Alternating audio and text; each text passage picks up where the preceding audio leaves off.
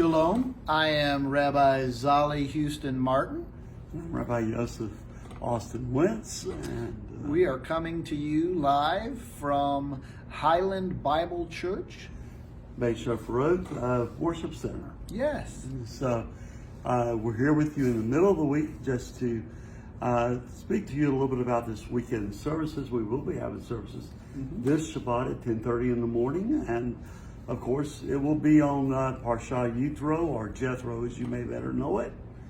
And I think it's going to be an interesting talk. We're going to be talking about Hineni. Here am I. Yes, that's really, I've already been studying this week's this week's Parsha, and Hineni stood out to me immediately. So I'm definitely looking forward to studying with Rabbi this week and getting his insight on this week's Parsha. But we're also coming to you this week and going to come to you even later this week about some of the symbolism in our Jewish heritage. Correct. And of course the shofar is one of the main symbols that people recognize about Judaism. It is, it really is. You know, many churches use it as well. In traditional Judaism, they don't usually blow the shofar except at certain times of the year. Right. In most Messianic congregations, we blow it just about every week. And this particular shofar is called the Yemenite shofar. It's a large shofar, and most of you who are in church especially would recognize this shofar above any other shofar probably, because this is one that is particularly like to be used in churches, and most synagogues like to use them as well. The larger the shofar, the easier it is to blow. Or so they say. Well, it actually is. So, and of course, it's according to how it's made and how it's been drilled out and things like that. But this is not the shofar spoken in Scripture. Right. I believe that the shofar that is spoken about in Scripture is a ram's horn. It is a ram's horn. Of course, we first hear about it in the book of Genesis when Abraham was taking Yitzhak, Isaac, and he was going to sacrifice him. And about the time he was about to sacrifice him, all of a sudden he heard a rustling in the thicket. And of course it was a ram. Right. And so, according to Jewish tradition and sayings, it is said that all of Israel was saved by the sounding of the shofar. And so that's why it became one of our major symbols. Of course, we know that the shofar will be sounded at the end of times in the book of Revelation. Right. It talks about the great sound of the trumpet. And the sun shall be darkened, and the moon shall not give her light, and then shall be the sign of the Son of Man coming in the clouds. Right.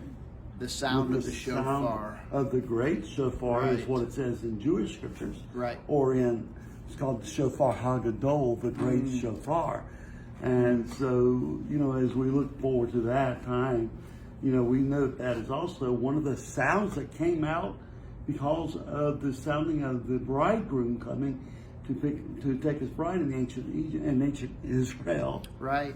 So it's like I say, it's a great symbol of Bay Chef Road. It is. Which Bay Chef Road, by the way, means house of shofars. Or house of trumpets. Or house of trumpets, exactly. Another thing is that, the shofar, and sounding it on certain high days or holy days, the scripture talks about high days foreshadowing things to come.